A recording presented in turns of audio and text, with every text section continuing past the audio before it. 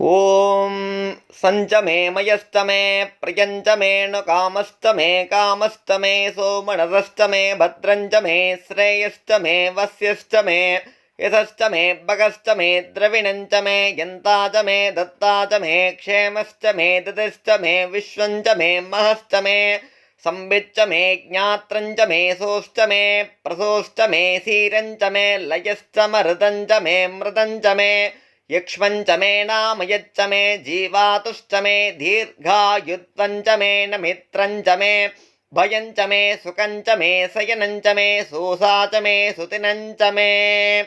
ॐ शान्तिः शान्तिः शान्तिः शान्तिः।